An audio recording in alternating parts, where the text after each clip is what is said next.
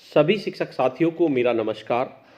साथियों, मेरे YouTube channel में आप सभी का एक बार फिर से स्वागत है। साथियों, जैसा कि आपको अवगत है, आप सभी के निष्ठा के प्रशिक्षण चल रहे हैं।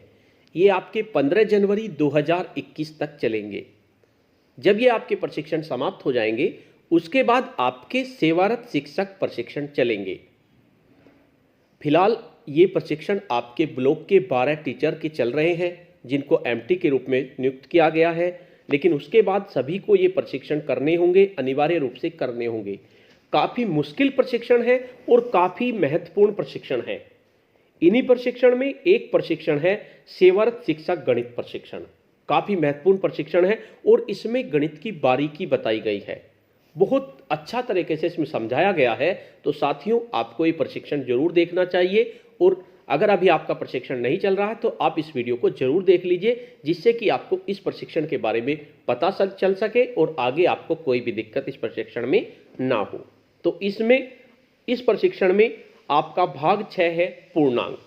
इससे पहले हम भाग 5 कर चुके हैं, उन सभी की प्रश्नोत्तरी हम कर चुके हैं। तो भाग 6 हमारा पूर्णांक है। तो आज की इस वीडियो में हम इसके मूल्यांकन यानी कि प्रश्नोत्तरी को देखेंगे।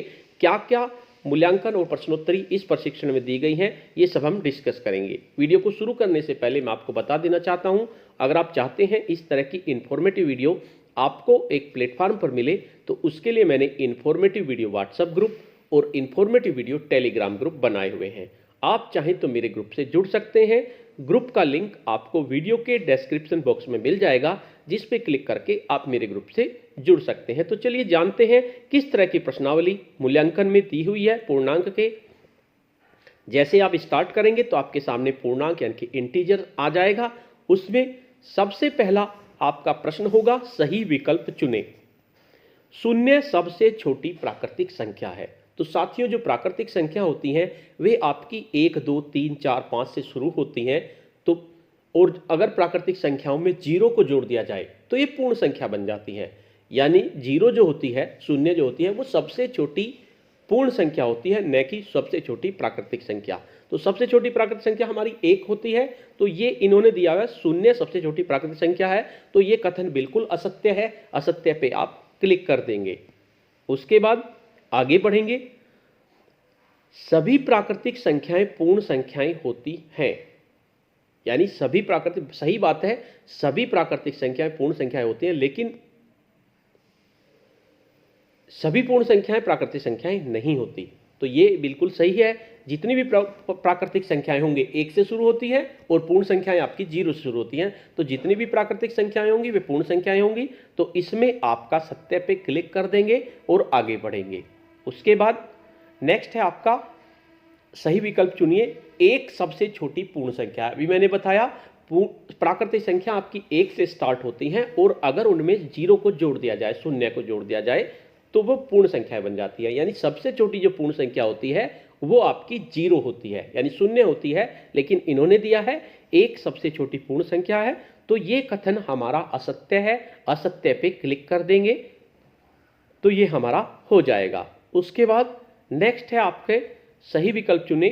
कोई भी पूर्ण संख्या शून्य की पूर्ववर्ती नहीं होती। पूर्ववर्ती का मतलब शून्य से पहले कोई भी पूर्ण संख्या नहीं आती। बिल्कुल सही है। सबसे छोटी शून्य होती है तो उससे पहले तो कोई आ ही नहीं सकती। तो ये कथन भी आपका सत्य होगा। सत्य पे आप क्लिक कर देंगे। उसके बाद फिर आगे बढ़ेंगे। आगे बढ़ने पर है सही विकल्प चुनिए। सभी पूर्ण संख्याएं प्राकृतिक संख्याएं होती हैं। अभी मैंने बताया पूर्ण संख्याएं आपकी 0 से स्टार्ट होती हैं और प्राकृतिक संख्या आपकी 1, 2, 3, 4 से होती हैं। तो ये अगर ये कहें कि प्राकृतिक संख्याएं पूर्ण संख्याएं होती हैं तो सही है। लेकिन अगर हम ये कहें सभी पूर्ण संख्याएं, क्योंकि इनमें 0 है, 0 तो प्राकृतिक संख्या नहीं होती, तो ये आपका कथन बिल्कुल असत्य है। असत्य पे आप क्लिक कर देंगे। उसके बाद आगे बढ़ेंगे। जैसे ही हम आगे बढ़ेंगे तो इसमें दिया हुआ है 5, नफी 5, 0, 4, नफी 3, नफी 2 का आरोही क्रम क्या होगा। आरोही का मतलब बढ़ता हुआ। तो सबसे पहले जो सबसे छोटी संख्या उसे लिखेंगे। तो नफी 5 सबसे छोटी संख्या है। उसके बाद नफी 3 आती है और उसके बाद 0 आती है। नफी 5, नफी 3, 0 और उसके बाद 2 आएगा, उसके बाद 4 आएगा, उसके बाद 5 आएगा। तो इसमें आपका ऑप्शन नंबर ए सही होगा। तो ए पे आप क्लिक कर देंगे। इसे करने के बाद आप आगे बढ़ेंगे।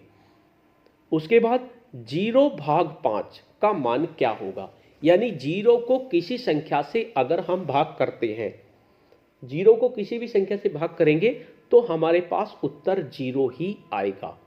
यानी 0 को किसी भी संख्या से भाग करेंगे तो इसके ऑप्शन ए दे रखा है 0, बी दे रखा है 5, सी अनंत और डी अपरिभाषित। तो इसका आंसर 0 ही आएगा। 0 पे आप क्लिक कर देंगे, ये आपका सही हो जाएगा।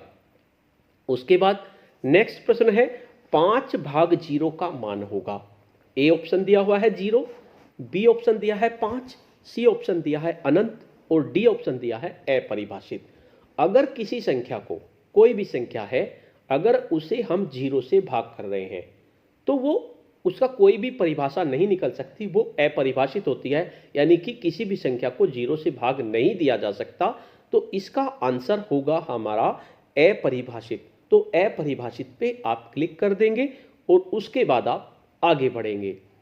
उसके बाद आगे बढ़ने पर दिया हुआ है मान बताइए नफी 4 जमा 5, नफी 3, नफी 1। तो इसमें क्या करेंगे, हम जो नफी के हैं उनको हम एक साथ जोड़ देंगे। जैसे नफी 4, पहले ऑप्शन देख लेते हैं, 4, नफी 3, 5, 6। तो इससे हमें पता नहीं चलेगा, तो हम कैसे करेंगे इसको, नफी 4, नफी 3 और नफी 1 को एक साथ हम जोड़ लेंगे, यानी कि माइनस माइनस के सारे हम एक साथ जोड़ लेंगे। नफी 4 यानी -4 और -3 कितने हो गए, -7 हो गए, और फिर -1 तो -8 हो गए। ये हमारे क्या हो गए, -8 और प्लस के 5 हो गए। अगर एक माइनस की एक प्लस से, एक माइनस हो और एक प्लस हो तो आप सदा वे आपके माइनस होंगे और जो बड़ी संख्या है उसके आगे जो साइन होगा वो आपका साइन लगेगा। तो माइनस के 8 है और प्लस के 5 है तो ये घट जाएंगे। 8 में से 5 गए, हमारे 3 बच गए और साइन हमारा माइनस का लगेगा, तो -3 इसका आंसर आएगा, यानी कि बी आपका ऑप्शन सही होगा। उसके बाद आगे बढ़ेंगे। गणित के पेपर में सही उत्तर देने पर +4 अंक और गलत उत्तर देने पर -2 अंक दिए जाएंगे। यानी कि आपको गणित का एक पेपर दिया गया, अगर आपने सही उत्तर दिया तो आपके +4 अंक मिल जाएंगे, और अगर आपने गलत उत्तर दिया तो -2 अंक दिए जाएंगे। रिया ने 30 सही उत्तर देने के साथ 80 अंक प्राप्त किए। रिया ने 30 सही उत्तरों के जवाब दिए। अगर उसने 30 सही उत्तर के जवाब दिए तो उसे कुल कितने अंक मिलने चाहिए थे, यानी 1 पे 4 मिलते हैं, तो 30 4 120 अंक उसे मिल जाने चाहिए थे। लेकिन क्या हुआ, उसने कुछ गलत भी उत्तर दिए और उसके वजह से उसके उत्तर आए आपके 80, यानी 120 आने थे और उसके 80 आए, यानी कि कितने कम आए, हमारे आए 40 कम। तो 40 कम का मतलब है, और एक गलत उत्तर पे 2 अंक कटे हैं, तो इसका मतलब उसने 20 गलत उत्तर दिए, जिसकी वजह से उसके 40 नंबर कट गए। तो ऑप्शन ए 20, बी 21, सी 22 और डी 23। तो ये तो सीधा सी बात है कि आपका ए आंसर सही होगा, यानी कि 20 आपका बिल्कुल सही होगा। 20 पे आप क्लिक कर देंगे। उसके बाद इस तरह से आपके 10 क्वेश्चन इसमें हो जाएंगे। क्वेश्चन आंसर्ड भी आपके 10 हो गए, क्वेश्चन स्किप्ड आपकी 0 हो गई। सबमिट के ऑप्शन पे क्लिक करेंगे। जैसे आप सबमिट के ऑप्शन पे क्लिक करेंगे तो आपका स्कोर 10 आउट ऑफ 10 हो जाएगा। तो इस तरह से ये आपकी प्रश्नावली कंप्लीट हो जाएगी। इससे आगे हमारा मैथ रीडिंग मटेरियल फ्रैक्शन यानी फ्रैक्शन चलेगा, उसके बारे में हम नेक्स्ट वीडियो में जानेंगे कि आखिर फ्रैक्शन में क्या क्या दिया हुआ है। तो साथियों, आज की वीडियो में इतना ही। अगर आपको ये वीडियो अच्छी लगी तो इस वीडियो को लाइक कीजिए, शेयर कीजिए और वीडियो पे कमेंट्स कीजिए। और अगर आप मेरे चैनल पे नए हैं, पहली बार मेरे चैनल को देख रहे हैं, तो चैनल को सब्सक्राइब कर लीजिए और बेल के आइकन को प्रेस कर दीजिए, जिससे कि आपको नेक्स्ट वीडियो का नोटिफिकेशन मिल सके। धन्यवाद।